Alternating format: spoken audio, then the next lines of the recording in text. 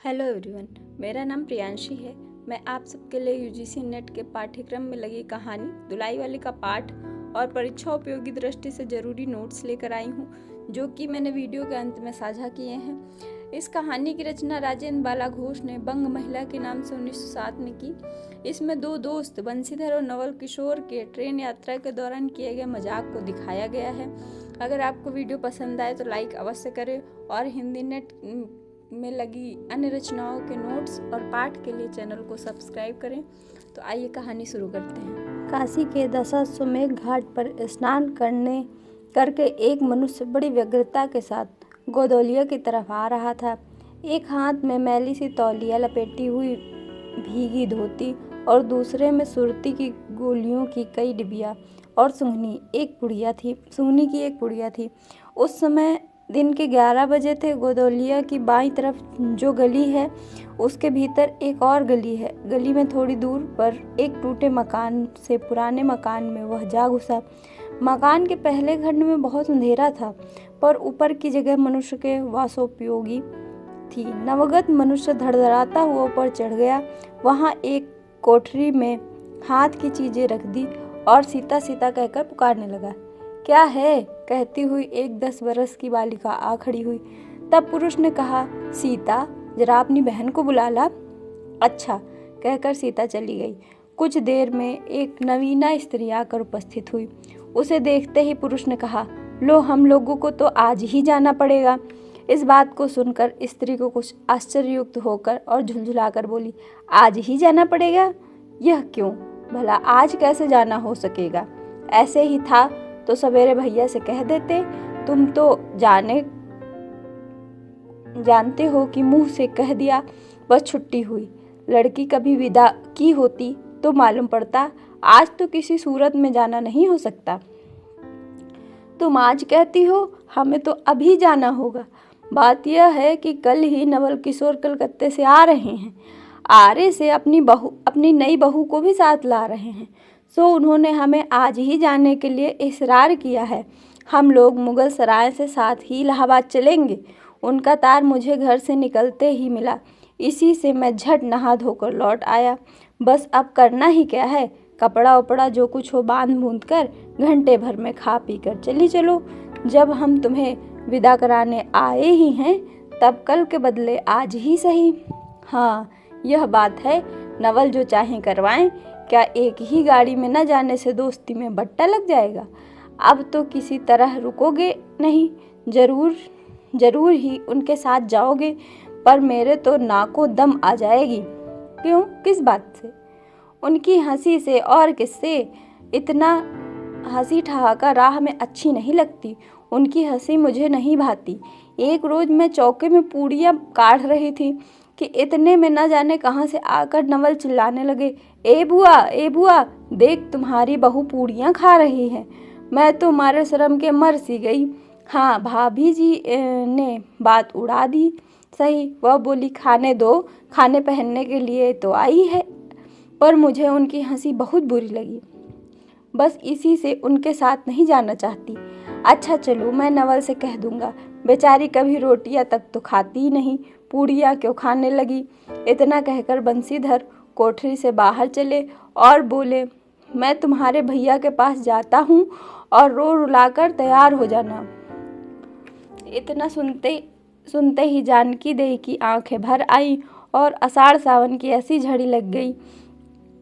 बंसीधर इलाहाबाद के रहने वाले हैं। बनारस में ससुराल है। स्त्री को विदा कराने आए हैं। ससुराल में एक साले, साली और सास के सिवा और कोई नहीं।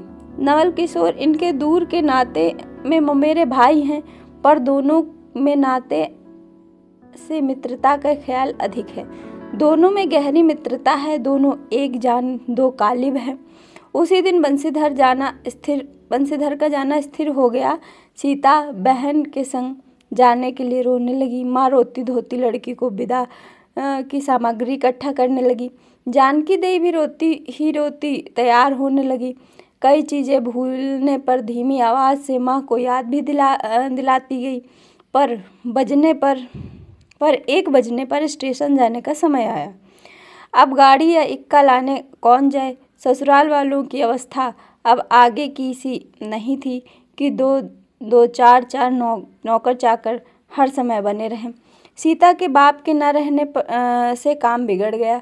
पैसे वाले के यहाँ नौकर चाकरों के सिवा और भी 2-4 खुशामदी घेरे रहते हैं। छूछे को कौन पूछे। एक कहारिन है सो भी इस समय कहीं गई है। साले राम की तबीयत अच्छी नहीं, वह हर घड़ी बिछौने से बातें करते हैं। तिस पर भी आप कहने लगे, मैं ही धीरे धीरे जाकर कोई सवारी ले आता हूँ, नज़दीक ही तो है। बंसीधर बोले, नहीं नहीं, तुम क्यों तकलीफ़ करोगे, मैं ही जाता हूँ। जाते जाते बंसीधर विचारने लगे कि इक्के की सवारी तो भले घर की स्त्रियों के बैठने लायक नहीं होती, क्योंकि एक तो उतने ऊंचे पर चढ़ना पड़ता है, दूसरे पराये पुरुष के संग एक साथ बैठना पड़ता है, और एक पालकी गाड़ी ही कर लूँ, उसमें सब तरह का आराम रहता है। पर जब गाड़ी वाले ने 1.5 रुपया किराया मांगा, तब बंसीधर ने मन ही मन कहा, चलो इक्का ही सही, पहुँचने से काम। कुछ नवल किशोर तो यहाँ साथ में है नहीं, इलाहाबाद में देखा जाएगा। बंसीधर इक्का ले आए और कुछ असबाद था इक्के पर रखकर आप भी बैठ गए।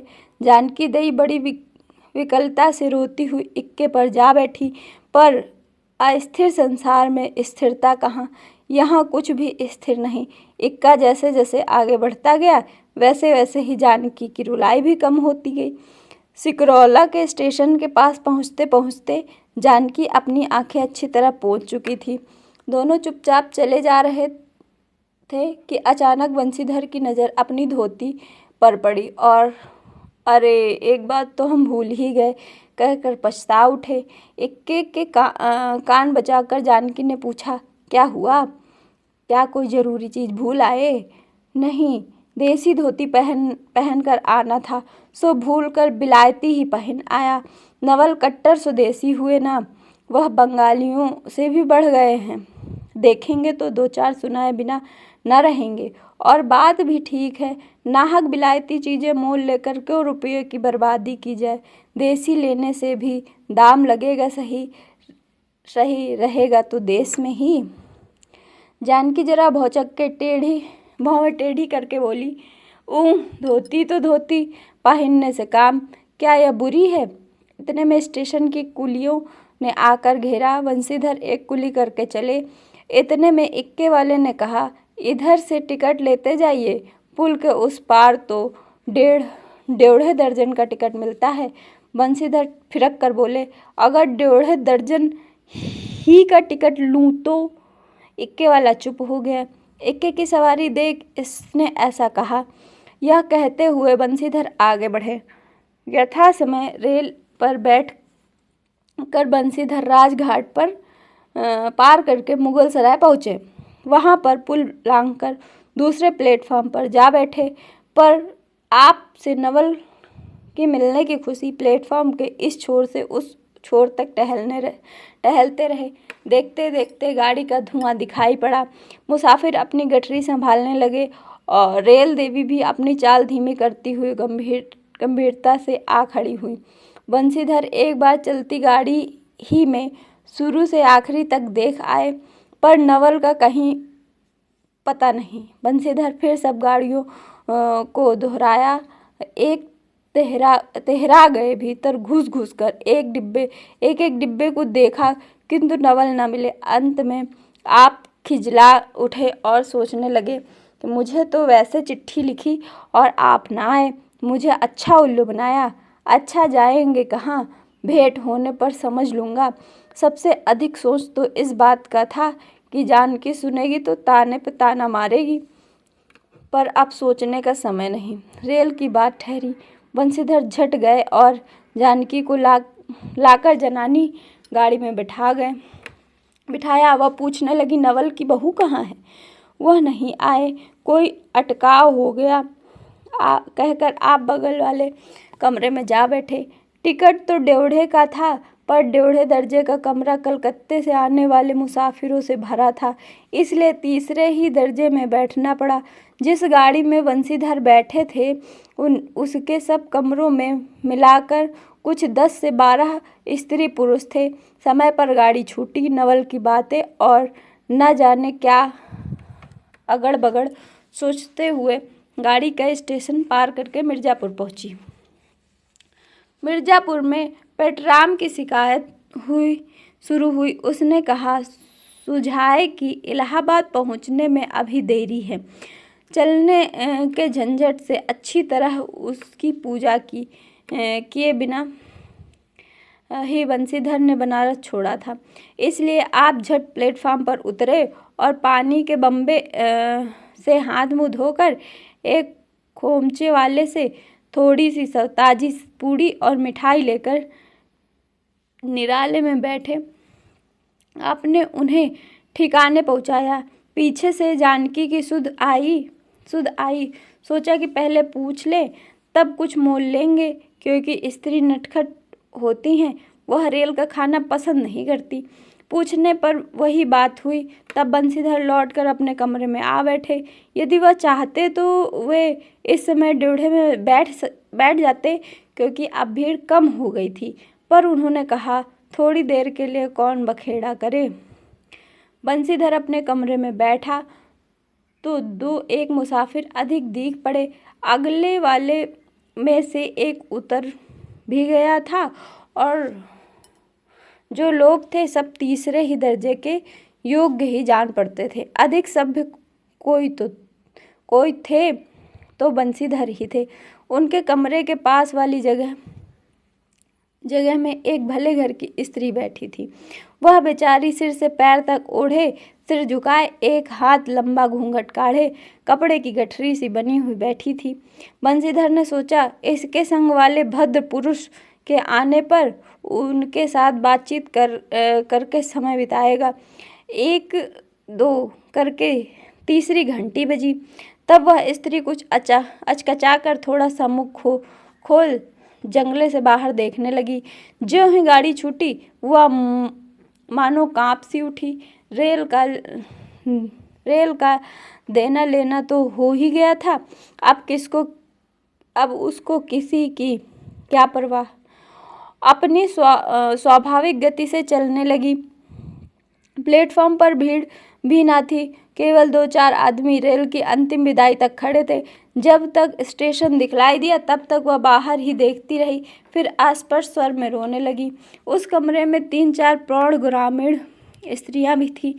एक जो उसके पास ही थी उस कहने लगी, अरे इनकर मनई तो नाही आइले, तो देख हो रेवल करथाइन।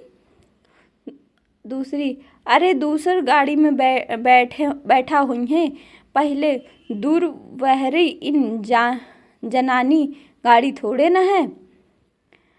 दूसरी, ताउन हो भालू तो काहू, कहकर दूसरी भद्र महिला से पूछने लगी, कौन गाँव उतरबू बेटा, मिर्जापुरा चढ़ी हऊ ना। इसके जवाब में उसने जो कहा वह सुन न सकी। तब पहली बोली, हट, हम पूछिल ना, हम कहाँ उतरबू हो, आया इलाहाबाद। दूसरी, इलाहाबाद कौन गाँव ही गोई, अरे नहीं जानन पैया जी, जहाँ मनई मकर नहाए जाला। दूसरी, भला प्रयाग जी काहे ना जानित ले, काहे के नाही, तोहरे पंच के धर्म में 4 दई नहाई चुकी हैं। ऐसो हो सोमवारी अहुर गहन दका लाग रहा, तउन तोहरे काशी जी नहाए गई रहे। पहली, आवे जाए के तो सब आउते जात बाटन फून, यह शायद तो बिचारो विपत्ति में न पड़ल बाटिन। हे, हम पंचा हई राजघाट टिकस कटौली, मुगल सराय उतरली है, होदे पुनः चढ़िल। दूसरी, ऐसे एक दा हम आवत रहे, एक मिली और मारे संग रही। द कौन टिसनिया पर उतर कर मिल्कवा उतरे से कि जुड़ते ही गाड़ी खुली। अब भैया गरा फाड़ फाड़ नरिया, ए साहब गाड़ी खड़ी कर, ए साहब गाड़ी तनी खड़ी कर, भला गड़िया दहिनाती काहे की खड़ी हुई। पहला मेहरारू बड़ी उज्जब रहल, भला कहू कि चिल्लाए से रेलियो कहू खड़ी होला। इसकी सब बात पर कुल कमरे वाले हंस पड़े। अब जितने पुरुष स्त्री थी एक एक कर अनोखी बात कहकर अपने अपने तजुर्बे बयान करने लगे। बीच बीच में उस अकेली अबला की स्थिति पर भी दुख प्रकट करती जाती थी। तीसरी बोली, टिकसिया पल्ले या बाय दाए नहीं ये साहेबा, सुनी तो कलकत्ते ताई ले मसूलिया ले। अरे यहाँ तो नहीं कि दूर से आवत रहला, फरागत के बदे उतरलेन। चौथी, हम तो इनके संगे के आदमी को देखबो न किया गोई। तीसरा, हम तो देखल रहल हो मजके टोपी दहिले रहने को। इस तरह उनकी बेसिर पैर की बातें सुनते सुनते बंसीधर ऊब उठे। तब वह उन स्त्रियों से कहने लगे, तुम तो नाहक इन्हें और भी डरा रही हो। जरूर इलाहाबाद तार गया होगा और दूसरी गाड़ी से वे भी वहां पहुंच जाएंगे। मैं भी इलाहाबाद ही जा रहा हूं, मेरे संग भी स्त्री है जो ऐसा ही है, तो दूसरी गाड़ी के आने तक मैं स्टेशन पर ही ठहरा रहूँगा। तुम लोगों में से कोई प्रयाग उतरे तो थोड़ी देर के लिए स्टेशन पर ठहर जाना। इनको अकेला छोड़ देना उचित नहीं। यदि पता मालूम हो जाए तो मैं इनके ठहरने के स्थान पर भी पहुंचा दूंगा। बंसीधर की इन बातों से उन स्त्रियों की वाक्यधारा दूसरी ओर बह चली। हाँ, यह बात तो आप भली कही।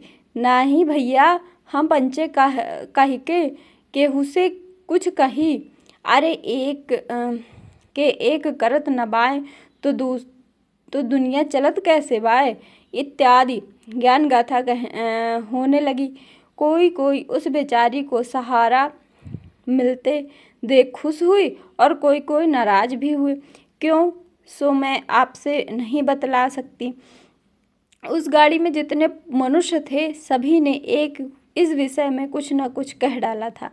पिछली सीट में केवल एक स्त्री जो फिरासिस छींट की दुलाई ओढ़े अकेले बैठी थी, कुछ नहीं बोली।